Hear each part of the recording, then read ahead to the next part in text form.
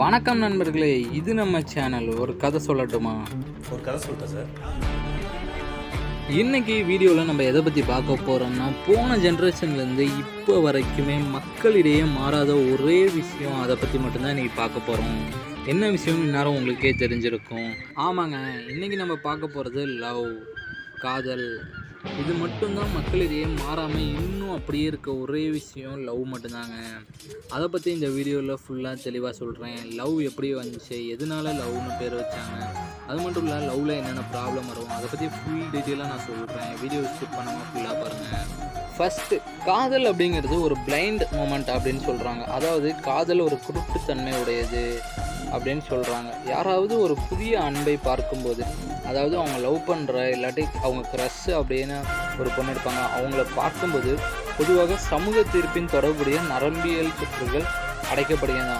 அந்த லவ் நரம்பியல் சுற்று அடைக்கப்படுறதுனால தான் காதல் பிளைண்டானது, குருட்டுத்தன்மை உடையது அப்படின்னு சொல்கிறாங்க. ஃபஸ்ட்டு விஷயம். அடுத்த விஷயம், இப்போ காதல் ஏன் குருட்டுத்தன்மையாக இருக்குது அப்படின்னு சொல்லிட்டோம். அடுத்த விஷயம், லவ்னாலே ஹார்ட் சிம்பிள் தான் எல்லாத்துக்குமே தோணும். ஆனால் ஹார்ட் சிம்பிள், அதாவது இதயம் என்பது அன்பை குறிக்கவில்லையா. அந்த ஹார்ட் சிம்பிள் அன்பை குறிக்கலையாம். முதலில் 1250ஆம் ஆண்டில் இதயம் சின்னம் அன்பை குறிக்க பயன்பட்டதாம். அதற்கு முன்னாடி இது பசுமையை குறித்ததாம். அது என்ன தெரியுது, சுமார் ஒரு 1000 ஆண்டுகளுக்கு முன்பு இதயம் சிம்பிள் பசுமையை குறிக்க தான் பயன்பட்டுச்சுன்னு தெரியுது. சிலர் காதலுக்கு பயப்படுகிறார்கள். உண்மைதாங்க. முன்னெல்லாம் பார்த்தீங்கன்னா நிறையா பொண்ணுங்க ஐயையோ லவ் பண்ணால் எங்கள் வீட்டில் அடிப்பாங்க, திட்டுவாங்க அப்படின்னு நிறையா சொல்லுவாங்க. இந்த பயப்படுறத பிலோபோபியா அப்படின்னு சொல்லிட்டு வந்திருக்காங்க. ஐயையோ எங்கே நம்ம லவ் பண்ணிடுவோமோ அப்படின்னு பயம் இருக்கிறதுக்கு அந்த காதல் பயத்துக்கு பிலோபோபியா அப்படின்னு பேருங்க. அடுத்தது, காதலை தேடுபவர்கள், அன்பை தேடுபவர்கள், அதாவது அவங்கவுங்க சோல்மேட்டை தேடிட்டு இருக்காங்க. உலகில் சுமாராக 3 மில்லியன் பேர் ஒரு நாளைக்கு அவங்களோட சோல்மேட், அதாவது அவங்க அன்பை லவ் பண்ணுற பொண்ணை தேடிட்டே இருக்காங்க. இது எனக்கே இப்போ தாங்க தெரியும், நீங்களும் இனிமேல் தெரிஞ்சு வச்சுக்கோங்க. அடுத்ததாக லவ், அது படிப்படியாக என்னென்ன விஷயங்கள்லாம் பண்ணும், என்னென்ன விஷயம், என்னென்ன அறிகுறி, அது எதனால் வருது அப்படின்னு டீட்டெயிலாக சொல்கிறேன். வீடியோ ஸ்கிப் பண்ணாமல் ஃபுல்லாக பாருங்கள். ஃபஸ்ட்டு நம்ம பார்க்க போகிறது கண்கள் தொடர்பு. அதாவது லவ் பண்ணுறவங்க ஒருத்தருக்கு ஒருத்தர் மீட் பண்ணிக்கும்போது அல்லது காதல் தொடர்பில் இருக்கும்போது அவங்க கண்கள் ஒருவருக்கொருவர் 3 நிமிஷம் தொடர்ந்து பார்த்துக்கிட்டே இருப்பாங்களாம். இந்த 3 நிமிஷம் அவங்க தொடர்ந்து கண்களை ஒருவருக்கொருவர் பார்த்துட்டு இருக்கனால அவங்க இதய துடிப்பு ஒத்திசைவாக இருக்கிறது கண்டிப்பாக தெரியுமாங்க. இதை நான் ஒன்றும் சும்மா அடித்து விடலைங்க, இது ஒரு ஆராய்ச்சியிலேயே நிரூபிச்சிருக்காங்களாம் அப்படின்னு சொல்கிறாங்க.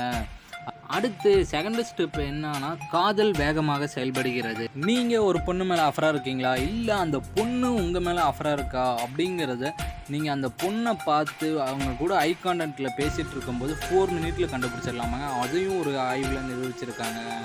ஒரு ஆராய்ச்சி பண்ணி அதையும் நிரூபித்து சொல்லியிருக்காங்க. அடுத்தது நம்ம பார்க்க போகிறது, காதல் ஒரு வகையான அடிமையாக இருக்கலாம். என்னடா இது, காதல் ஒரு வகையான அடிமையாக இருக்கலாம்? அதாவது நீங்கள் லவ் பண்ண ஸ்டார்ட் பண்ணும்போது ஒரு ஃபீலிங் இருக்கும்ல, அந்த ஃபீலிங் கோகோயின் அப்படிங்கிறத ஒரு கெமிக்கலை சாப்பிட்ற ஃபீலிங்கும் ரெண்டுமே ஈக்குவலாக தான் இருக்குமாங்க. ஏன்னா லவ் ஸ்டார்ட் ஆகி நீங்கள் லவ் பண்ணிகிட்டு இருக்கும்போது வர ஃபீலிங்கும் கோகோயின் சாப்பிட்டு வர ஃபீலிங்கும் மூளையில் ஒரே வகையான ஃபீல் தான் ஏற்படுத்துமாங்க. இந்த விஷயம் இப்போ 2 தூண்டுதலை தான் மூளையில் ஏற்படுத்தும் அப்படின்னு சொல்லியிருக்கோம். அடுத்தது, நீங்கள் லவ் பண்ண ஸ்டார்டிங்கில் ஒரே நேரத்தில் 12 மூளை பகுதிகளில், மூளையில் 12 டிஃப்ரெண்ட் பிளேசஸில் ஹாப்பினஸ்ஸான 12 ரசாயனங்கள் உருவாகுமாங்க. அடுத்த விஷயம், கட்லிங் மிகவும் நன்றாக இருப்பது. என்னடா கட்லிங் மிகவும் நன்றாக இருப்பது? ஆக்சிடோசின் அப்படின்னா காதல் அல்லது ஹார்மோன் என்று அழைக்கப்படுதுங்க. இது ஒரு அரவணைப்பு இல்லது அரவணைப்பின் போது உண்டாகுமா. 2 பேர் ஹக் பண்ணிக்கிறாங்க. அடுத்தது, காதல் அல்லது ஓசிடி.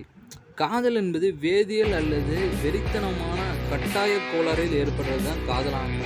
இளமை பருவத்தில் ஒரு பொண்ணை பார்த்தோன்னா ஒரு மாதிரி ஃபீலிங் இருக்குல்ல, அந்த ஃபீலிங் தான் லவ்னு சொல்கிறாங்க. உங்கள் இதயம் உண்மையில் உடைந்து போகும். இதிலே தெரியுங்க உங்களுக்கு என்ன நான் சொல்ல வரேன் தெரியும். உடைந்து போகும்னாவே, லவ்வில் உடைந்து போகும்னாவே தெரியுங்களா, பிரேக்கப் தாங்க. அதாவது பிரிந்து செல்வது பிரேக்கப்பு, அப்படி இல்லைன்னா விவாகரத்து டைவர்ஸ், அல்லது நேசிப்பவரை இழப்பது டெத்து. நேசிப்பவர்களிடமிருந்து உடல் ரீதியான பிரிவினை, அதாவது செக்ஷுவல் கான்டாக்ட் இல்லாமல் இருக்குது. அப்படி இல்லைன்னா துரோகம், உங்களை விட்டது வேற ஒரு பொண்ணு கூட செக்ஷுவல் கான்டாக்டில் இருக்குது. இதெல்லாம் தீவிரமான அதிர்ச்சியான சம்பவங்கள் வலிகளை ரொம்பவே ஏற்படுத்தும். இந்த வலிகளை தாங்கவே முடியாதாங்க, ரொம்பவே பிரச்சனையாக இருக்கும் அப்படின்னு ஒரு ஆராய்ச்சி மூலமே சொல்லியிருக்காங்க. ஒரு கெட்ட பழக்கத்தை தவிர்ப்பது வந்து காதலில் விழுவதுக்கு சமமாங்க. அதை ஏன் அப்படி சொல்கிறாங்கன்னா, பிரேக்கப் ஆனதுக்கப்புறம் அந்த பையன் அந்த பிரேக்கப் ஆன அந்த ஃபீலிங்லேருந்து மீண்டு வர்றது ஒரு போதைக்கு அடிமையாவது போன இருக்குமாங்க. இதை எப்படி இவ்வளோ தெளிவாக சொல்கிறாங்கன்னா, பிரேக்கப் ஆன ஒரு பையனோட இல்லை ஒரு பொண்ணோட மூளையை ஸ்கேன் பண்ணி பார்த்தீங்கன்னா, மூளையின் தோற்றத்தில் மற்றும் சில அமைப்புகள் மாறி மாறி இருக்குமாங்க. இதை ஒரு ஆராய்ச்சி மூலயமாவே தெளிவாக விளக்கியிருக்காங்க. அடுத்தது, உயிரியல் ரீதியாக உங்கள் காதல் காலத்துடன் இணைகிறது. அதாவது பயாலஜியோட நம்ம லவ் வந்து எப்படி கனெக்ட் ஆகுதுன்னு சொல்லியிருக்காங்க. அதாவது பரவசம், சார்பு, வியர்வை, உள்ளங்கை, பட்டாம்பூச்சி மற்றும் ஒரே மாதிரியாக இணைந்திருக்கும் காதல் 30 வருடம் மட்டுமே நீடிக்கும் என்று மதிப்பிடப்பட்டுள்ளதாங்க. அதே மாதிரி 1 வருடம் கழித்து அந்த காதலை நிலையான காதல், உறுதியான காதல் நிலை என்று சொல்கிறாங்க. புது தம்பதிகளிடையே நியூட்ரோட்ரோபின் அப்படிங்கிற புரத அளவு வந்து அதிகமாக இணைக்கப்பட்டுள்ளது இருக்குமாங்க. அடுத்தது, காதல் மன அழுத்தத்துடன் கைகோத்து செல்கிறது அப்படின்னு சொல்கிறாங்க. அப்படின்னா என்னன்னா, அன்பின் ஆரம்ப கட்டத்தில் லவ் பண்ண ஸ்டார்டிங்கில் உள்ளவர்கள் எல்லாருமே குறைந்த அளவில் செரோட்டோனின் கொண்டிருப்பாங்கன்னு ஒரு ஆய்வு மூலம் சொல்லியிருக்காங்க. அடுத்தது, கார்டிசோலின் என்பது அதிக அளவு மன அழுத்தத்தை தொடர்புடையதான். இந்த வகையான நோய் நான் இப்போ தாங்க ஃபஸ்ட் டைம் கேள்விப்படுறேன். நீங்களும் இந்த வகையான நோய் கண்டிப்பாக கேள்விப்பட்டிருக்க முடியாது. அது என்னன்னா, சில பேரால் அன்பை உணர முடியாதாங்க. அதாவது காதல் அன்பை ஒருபோதும் உணர முடியாது அப்படின்னா அந்த நபர்களுக்கு ஹைப்போபிட்ரேஷன் தாக்கப்பட்டிருக்கு அப்படின்னு சொல்கிறாங்க. அப்படி ஒரு நோயால் தாக்கப்பட்டிருக்காங்க. அது ஒரு வகையான நோயாகும். உங்கள் உடலில் அன்பின் நரம்பு உள்ளதா? என்னடா சொல்கிறீங்க, இப்படி ஒரு நரம்பு கூட உடலில் இருக்கா அப்படின்னீங்கன்னா, கண்டிப்பாக ஆமாங்க, அப்படி ஒரு நரம்பு இருக்குது. நம்மளோட கல்யாணத்தப்ப நிச்சயதார்த்த மோதிரத்தை பெரும்பாலும் இடது கையில் 4வது விரலில் மோதிரத்தை போடுவாங்க. ஏன்னு கேட்டிங்கன்னா, பண்டைய கிரேக்கர்கள் அந்த விரலில் வேனோ அமோரேஸ் அல்லது இதயத்திற்கு நேராக ஓடும் அன்பின் நரம்பு உள்ளது அப்படின்னு சொல்லியிருக்காங்க. தெரிஞ்சுக்கோங்க, இடது கையின் 4வது விரலில் அன்பின் நரம்பு உள்ளதான். உங்களுக்கு தெரிஞ்சுன்னா வேறு யாருக்காவது சொல்லுங்கள். காதல் அதாவது லவ் வந்து உங்கள் லைஃப்பில் ரொம்பவே பெரிய பகுதி அப்படின்னு சொல்லலாம். ஏன் அப்படி சொல்கிறாங்கன்னா, சராசரியாக மனிதர்கள் வந்து தங்கள் வாழ்க்கையில் 6.8% அவர்கள் விரும்பும் ஒருவரோடு, அதாவது 1769 நாட்கள் அவங்களுக்கு பிடிச்சவங்களுக்காக டைம் ஸ்பெண்ட் பண்ணுவாங்களாம். அன்பிற்காக எதையும் செய்யுங்கள் அப்படின்னா, அதாவது இந்தியாவில் லவ் கமாண்டோஸ் என்று அழைக்கப்படும் ஒரு விழிப்புணர்வு குழு உள்ளதாம். இந்த குழுவில் வெவ்வேறு மதத்தை சேர்ந்தவங்க காதலிச்சா அதில் துன்புறுத்தல் தான் நிறையா நடக்கும்ல, அதை தவிர்த்து பாதுகாப்பாக வழங்குறாங்களாம். நீங்கள் ஒரு குறிக்கோளோடு இருக்கேன், ஒரு ஆம்பிஷனோடு இருக்கேன், இதை நான் பண்ணியே ஆகணும் அப்படின்னு நினச்சிங்கன்னா கண்டிப்பாக காதலிக்க வேண்டாம். இது விஞ்ஞானிகள் ரீதியாக நிரூபிக்கப்பட்டது. அது என்னன்னா, காதல் பண்ணுறவங்க எல்லாருமே அவங்க ஒரு வேலையை கன்ஃபார்ம் பண்ண மாட்டாங்களாம். இப்போ ஒரு ஆம்பிஷனோடு இருக்காங்கன்னா அதை விட்டுட்டு லவ் பண்ணுறது மட்டும் தான் குறிக்கோளாக இருக்கும். அப்போ ஆம்பிஷன்லாம் கனவாக போயிடும் அப்படின்னு இது ஒரு சயின்டிஃபிக் ஆராய்ச்சி மூலமாகவே சொல்லியிருக்காங்க. அடுத்தது, இந்த விஷயம் எல்லாருக்குமே ரொம்பவே பிடிச்ச விஷயம், ஆன்லைன் சோஷியல் மீடியா, ஆன்லைன் செல்லும் நேரம். அது என்னன்னா, ஆன்லைனில் டேட்டிங் மூலம் சந்திக்கும் தம்பதிகள் 23% திருமணத்தில் முடிவடையுமா. அடுத்தது, மக்கள் எல்லாத்துக்குமே பொதுவாக இருக்க ஒரு விஷயம் வந்து மனக்குழப்பம். அதாவது ஏதோ ஒரு விஷயத்தை இதை பண்ணலாமா அதை பண்ணலாமா அப்படின்னு யோசிச்சுட்டு இருப்பாங்க.